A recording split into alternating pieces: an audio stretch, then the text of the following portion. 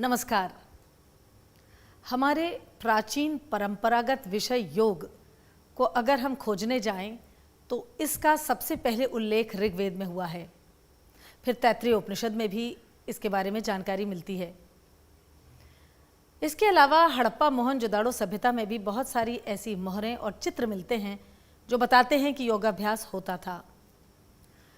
इस तरह से ये विषय 5000 साल से भी पुराना है, मगर ऋषि मुनियों के अथक प्रयास और तप से इस विषय में बहुत कुछ विकसित हुआ। विकसित अलग अलग क्षेत्रों में अलग अलग दिशाओं में हुआ, क्योंकि योग is an art, science and philosophy. योग एक विज्ञान है, एक कला है, एक दर्शन है।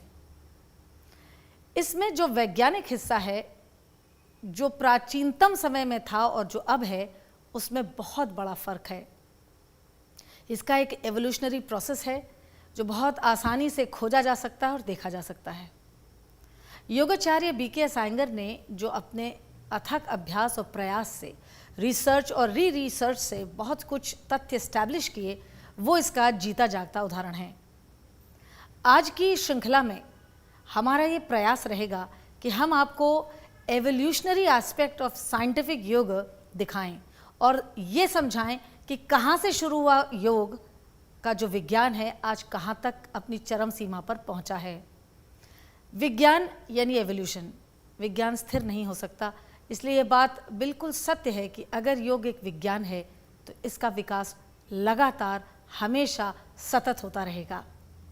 तो आज की श्रृंखला में हम सबसे पहले आपको दिखाने जा रहे हैं और सिखाने जा रहे हैं उत्तानासन। तो चलिए सीखते हैं उत्तानासन।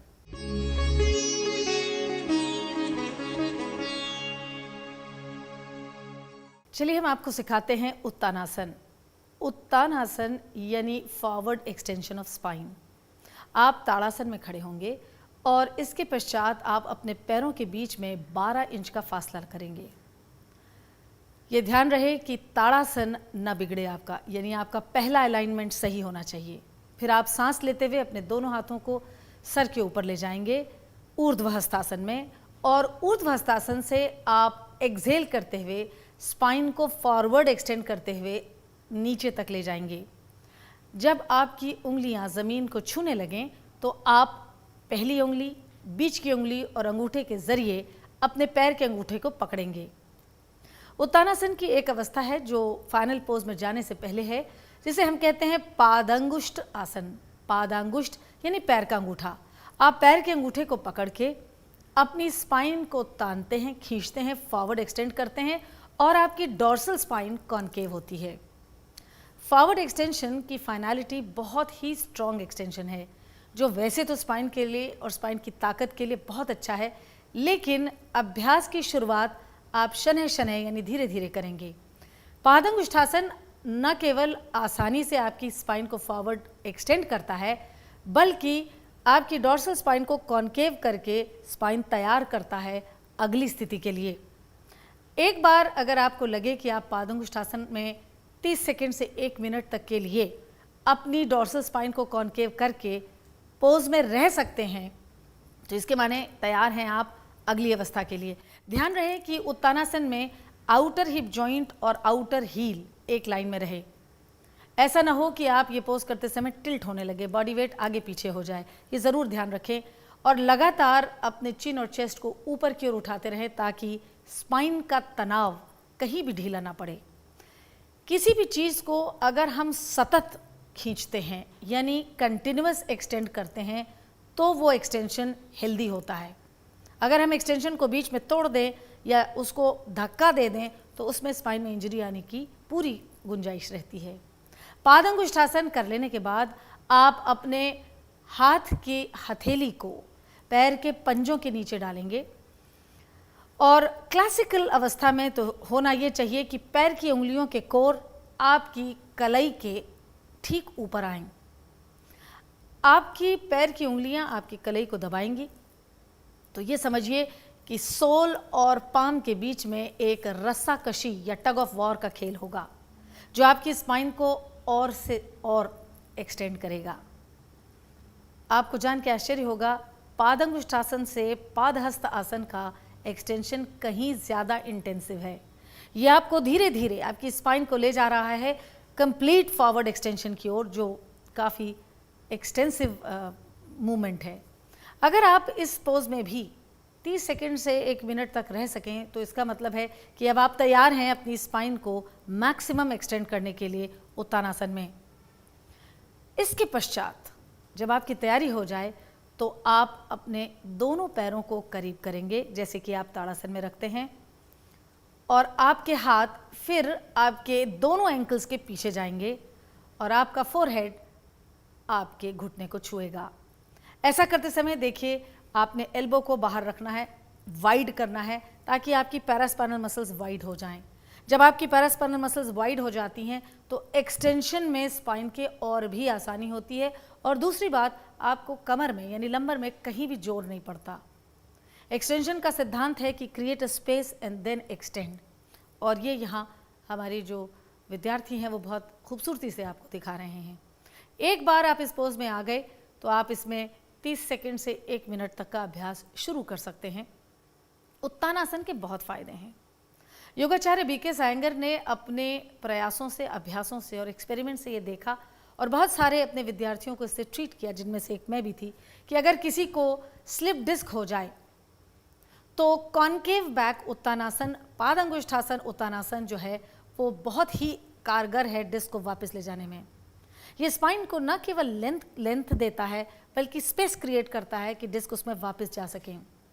वैसे उत्तानासन आपके लिवर, किडनी और स्प्लीन को बहुत अच्छा मसाज देता है। ये उनकी हेल्थ के लिए बहुत बढ़िया है, ये डाइजेस्टिव सिस्टम के लिए बहुत अच्छा है, ऑर्गेनिक बॉडी के लिए बहुत अच्छा है और लंबर के लिए तो ये एक अचूक दवा है, मगर इसके इम्प्रोवाइजेशन, क्योंकि ये एक्सटेंशन आते आते तक टाइम लगता है।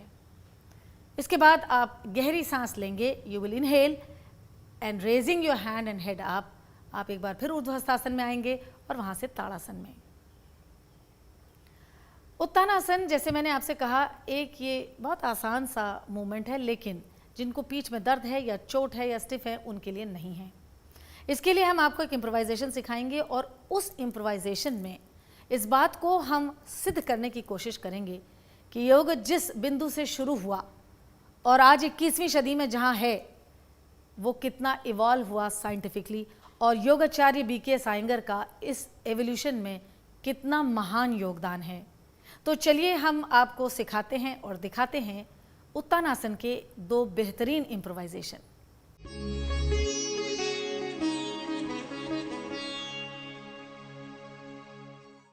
यहाँ मैं योगाचार्य का एक ऐसा आपको एवोल्यूशन दिखाना चाहती हूँ जो डॉक्टर्स की इस बात को ज़रा अलग निगाह से देखता है। आपकी पीठ में दर्द है तो आप उत्तानासन कर सकते हैं और आगे भी झुक सकते हैं, प्रोवाइडेड आपको पता हो कि कैसे करना है। आपको डर न लगे और आपके वहम दूर हो जाएं, तो उसके लिए हम आपको दिखाना चाहेंगे कि अगर हम आपकी स्पाइन की लेंथ को नापें और हम C1 से लेके टेल बोन तक आपकी स्पाइन की लेंथ को नापें, आप अगर देखें तो हमने यहाँ एक लाल निशान लगा रखा है, और उसके बाद आपको हम स्टूल के ऊपर उत्तानासन करना सिखाएं, जिसमें एक स्टूल है और हाइट बराबर रखने के लिए ताकि स्टूल लोअर एब्डोमेन पे आए, हमने 2 फोम दे रखे हैं पैर के नीचे, आप कोई भी उपकरण यूज़ कर सकते हैं।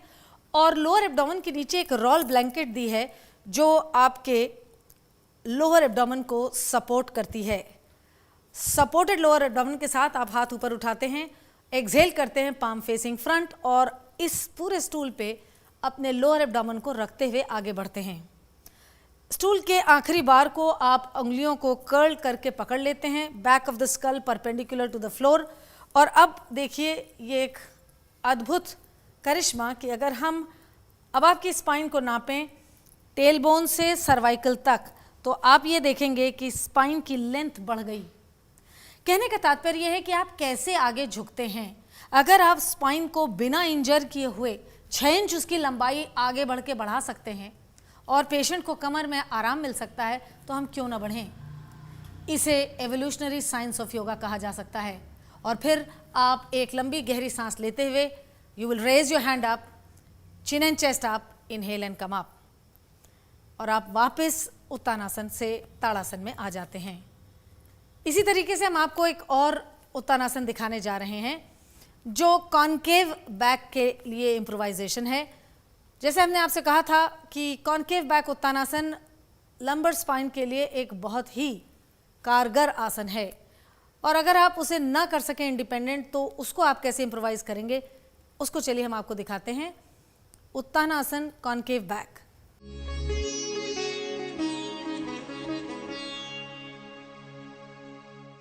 दीवार हर जगह हर घर में मौजूद है।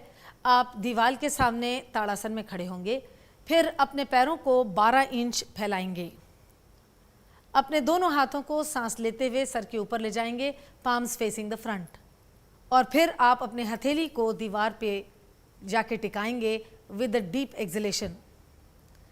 इसमें जो सबसे बड़ी ध्यान देने वाली बात है कि आपका outer hip joint outer heel की लाइन में होना चाहिए और पैर परपेंडिकुलर होने चाहिए। आपके हाथ के बीच की दूरी आपके कंधे की बराबर होनी चाहिए। Palm should be in line with the shoulder, और डोर्सल स्पाइन कॉनकेव होनी चाहिए। अपने एब्डोमेन को आप सक करें और लंबर की ओर ले जाएं, लेकिन डोर्सल शुड बी कॉनकेव। इसके लिए आप चिन और चेस्ट उठाएंगे। ये पोज बहुत अच्छा है उन लोगों के लिए जिनको स्लिप डिस्क या डिस्क डिजेनरेशन की तकलीफ है। इसके बाद आप यहाँ से लंबी सांस लेते हुए हाथ को उठाएंगे ऊपर, हथेली सामने की ओर, और फिर से ताड़ासन में खड़े हो जाएंगे।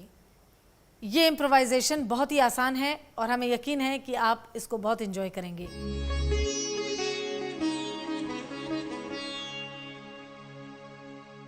अब हम आपको अधोमुख श्वानासन सिखाने जा रहे हैं।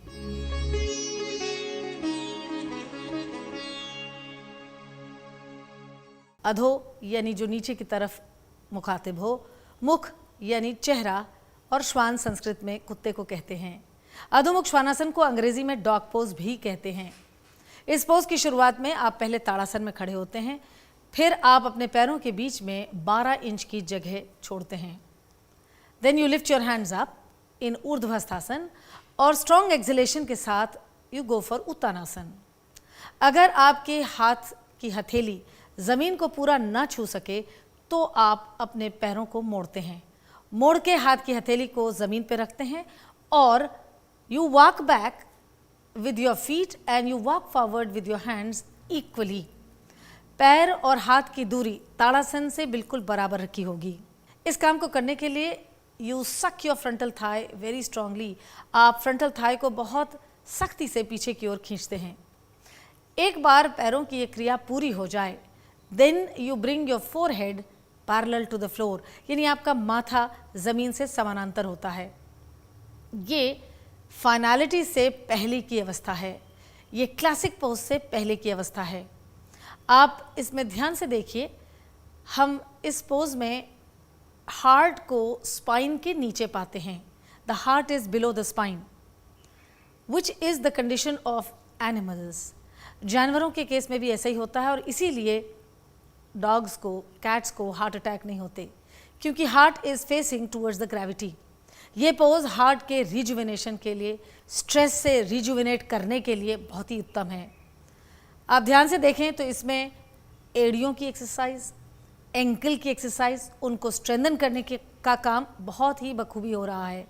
जिन लोगों को एड़ियों में स्पर है उसके लिए भी, उसको सॉफ्टन करने के लिए कैल्सिफिकेशन को ये पोज बहुत बढ़िया है। घुटनों में बहुत ताकत आती है और योगाचार्य कहा करते थे कि अगर आपके पैर मजबूत हैं, जो कि अधोमुख श्वानासन से बहुत मजबूती आती है, तो आपकी स्पाइन भी बहुत मजबूत है। या ठीक इसका उल्टा कि अगर आपकी स्पाइन मजबूत है तो पैर भी बहुत मजबूत होंगे। और एक शरीर को स्वस्थ रखने के लिए अगर रीढ़ स्वस्थ है और आपके हाथ पैर स्वस्थ है तो बहुत सारा काम तो यूं ही सफल हो जाता है। इसके अलावा ध्यान से देखें अगर आप, तो इसके कंधों पे बहुत ही ज़्यादा अच्छा काम हो रहा है। शोल्डर जॉइंट पे बहुत अच्छी एक्सरसाइज हो रही है, उनकी मोबिलिटी, उनकी फ्लेक्सिबिलिटी बन रही है। शोल्डर ब्लेड्स, कैपुला, ये एक डायरेक्शन में बॉडी के अंदर जा रहे हैं, जो जनरली होता नहीं है। हम अपनी रोज़मर्रा की ज़िंदगी में कंधे को उचका लेते हैं, फुला देते हैं, स्टिफ कर लेते हैं, वो यहाँ सब सॉल्व होता है। हाथों की स्ट्रेंथ के लिए भी ये पोज बहुत अच्छा है। आप देखिए एल्बो बिल्कुल स्ट्रेट हैं और एब्सोल्युटली लॉक्ड हैं। अगर आप इस अवस्था को, फाइनलिटी से पहले की अवस्था को, पेन अल्टीमेट अवस्था को 30 सेकंड से 1 मिनट तक होल्ड कर सकते हैं, तब आप फाइनलिटी की ओर जाते हैं। Then you will bring your heels down slowly with the forehead touching to the floor. तब आपका माथा फर्श को छूता है। यहाँ आपकी बैक रिब्स फ्रंट रिब्स के साथ डायलॉग करने लगती हैं, वो उनके संपर्क में आती हैं। और ये जो मूवमेंट है, इससे बेहतरीन मूवमेंट इंटरकॉस्टल मसल्स के लिए और कोई नहीं है। उनकी फ्लेक्सिबिलिटी, उनकी मोबिलिटी, साइड ट्रंक की मोबिलिटी इसमें बहुत ही बेहतरीन तरीके से आपके शरीर में आती है। इस अवस्था में 30 सेकंड से 1 मिनट तक रहा जा सकता है और उसके बाद with the inhalation breath you walk in with your legs, you walk back with your hands in Uttanasana. हाथ और पैर से आप चलते हैं और उत्तानासन में फिर वापस आते हैं। फिर एक गहरी सांस लेते हुए you inhale and come up, hands in ऊर्ध्वस्थासन, और वहाँ से एक्सहेल एंड ताड़ासन। जैसे कि आपने देखा कि अधोमुख श्वानासन एक बहुआयामी पोस्चर है, यानी इसमें बहुत दिशाओं में शरीर, मन और आपके मनस पर फर्क पड़ रहा है। लेकिन ये काफ़ी संभव है कि बहुत सारे लोगों से ये एडवांस पोज ना हो सके या उसमें कुछ दिक्कतें आएँ। उन दिक्कतों से निपटने के लिए हम आपको इसका इम्प्रोवाइजेशन सिखाने जा रहे हैं। तो चलिए सीखते हैं अधोमुख श्वानासन या डॉग पोज का इम्प्रोवाइजेशन।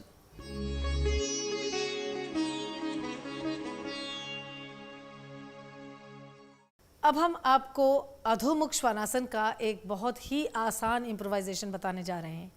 अधोमुख श्वानासन की बेसिक प्रॉब्लम ये आती है शुरुआत में अभ्यास करने में कि आप ज़मीन से अपने को उठा के एक्सटेंड नहीं कर सकते। इसके लिए हम आपको एक चेयर की सुविधा से अधोमुख श्वानासन सिखाने जा रहे हैं। आप ताड़ासन में खड़े होंगे, उसके बाद अपने पैरों को 12 इंच फैलाएंगे, कमर पे हाथ रखेंगे और सांस लेते हुए दोनों हाथों को ऊपर ले जाएंगे। ऊर्ध्वस्थासन में हाथ जाएंगे, palms facing front, exhale and move forward. हाथ की हथेली का जो बेस है वो चेयर के बेस को टच करेगा, फिंगर्स सारी ऊपर रहेंगी and then you will walk back 3.5 to 4 feet apart from the hands, यानी हाथ और पैर के बीच की दूरी 3.5 से 4 फुट रहेगी। अपनी साइड ट्रंक को एक्सटेंड करने के लिए आपको टॉप थाई को पुश करना होगा। बहुत स्ट्रांगली आप अपनी टॉप थाई को पुश करेंगे। बटक बोन्स को जितना हाई रख सकें उतना रखेंगे। आपकी एड़ी उठी है और आप पंजों पे हैं। इतनी अवस्था में आने के बाद you will keep your dorsal to the sternum. Dorsal spine आप स्टर्नम की ओर ले जाएंगे और कॉनकेव करेंगे। Forehead parallel to the floor और आप यहाँ नॉर्मल सांस लेंगे और छोड़ेंगे। If you are stable in this pose for 30 seconds और 1 minute, तब आप अपनी एड़ी ज़मीन पे ला सकते हैं। ऐसा करने के बाद आप इस पोज में 30 सेकेंड से 1 मिनट या 2 मिनट तक भी रह सकते हैं और फिर सांस लेते हुए आप पैरों से आगे बढ़ेंगे। Inhale, chin and chest up and come up. फिर वापस आप ताड़ासन में आ जाएंगे। हमें यकीन है कि इस इम्प्रोवाइजेशन से आपको बहुत सुविधा होगी अधोमुख श्वानासन के अभ्यास में।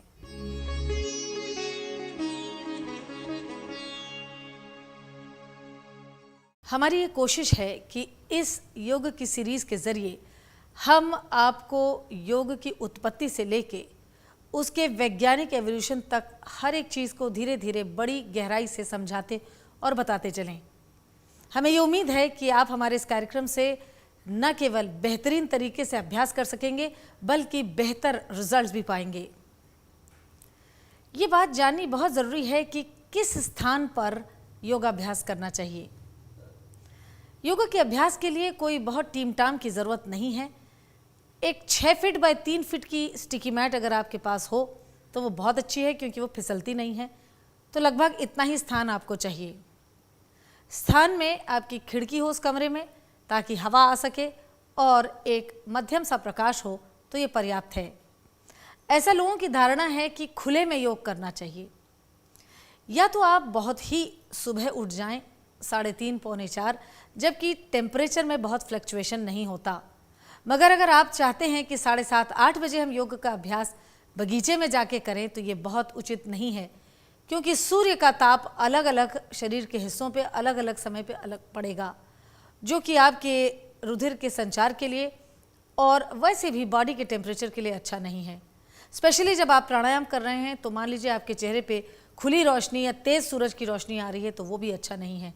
तो हमारी ये आपसे रिकमेंडेशन है कि आप एक स्वच्छ कमरे में, जहाँ चींटी या और कोई कीड़े मकोड़े ना हों और जहाँ आपके पास 6 फीट बाय 3 फीट की जगह हो, थोड़ी सी ताज़ी हवा आती रहे और मध्यम प्रकाश रहे, तो ये बहुत उचित रहेगा।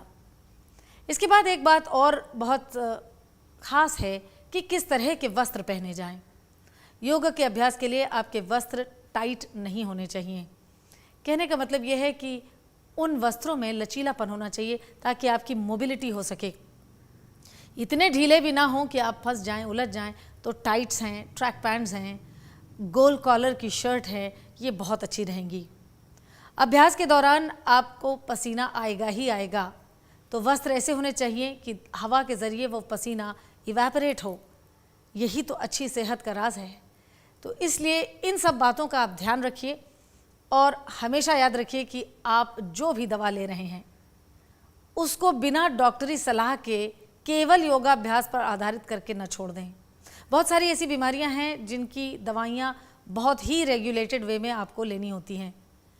अगर आप रेगुलर अभ्यास करते रहे योग का और प्राणायाम का, तो हो सकता है धीरे धीरे आप अपनी बीमारी से पूर्णतया स्वस्थ हो जाएं। लेकिन किसी भी अवस्था में आप बिना डॉक्टरी सलाह के अपनी दवाइयों को न बंद करें या अपने मुताबिक घटाएं बढ़ाएं नहीं, इससे आपको नुकसान हो सकता है। हमें यकीन है कि आप हमारी इन सभी बातों को ध्यान से न केवल सुन रहे हैं बल्कि आप अमल भी करेंगे। हमारी आपकी मुलाकात अगले एपिसोड में फिर होगी। तब तक के लिए नमस्कार।